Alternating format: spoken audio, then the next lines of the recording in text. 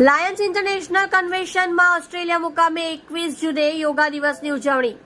Gujarat Lions ક્લબના સભ્યો સાથે ભારત દેશના વડાપ્રધાન આદરણીય નરેન્દ્ર મોદી સાહેબના પ્રેરણાથી વિશ્વ યોગ દિવસની લાયન્સ ક્લબના સભ્યો દ્વારા ઓસ્ટ્રેલિયા ખાતે કરવામાં આવશે. યોગને નરેન્દ્ર મોદી સાહેબે વૈશ્વિક ઓળખ આપી છે અને વિશ્વના લોકોએ પણ યોગનું મહત્વ સમજી યોગાને અપનાવ્યું છે. ત્યારે એક સ્વસ્થ અને સુંદર સ્વાસ્થ્યના હેતુ અને ઓસ્ટ્રેલિયામાં ઉજવણીની તૈયારી શરૂ કરાઈ છે.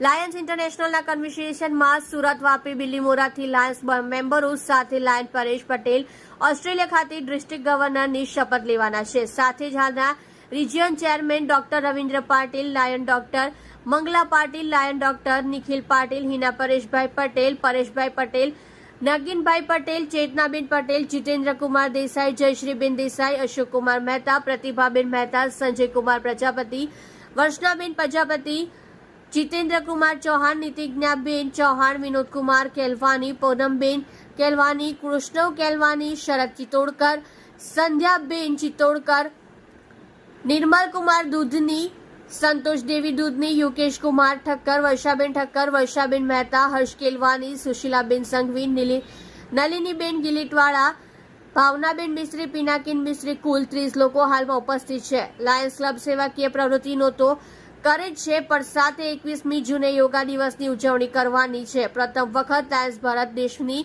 બહાર ઓસ્ટ્રેલિયામાં યોગા દિવસની ઉજવણી કરી લાયન્સમાં નવો અધ્યાય રચવા જઈ રહ્યો છે.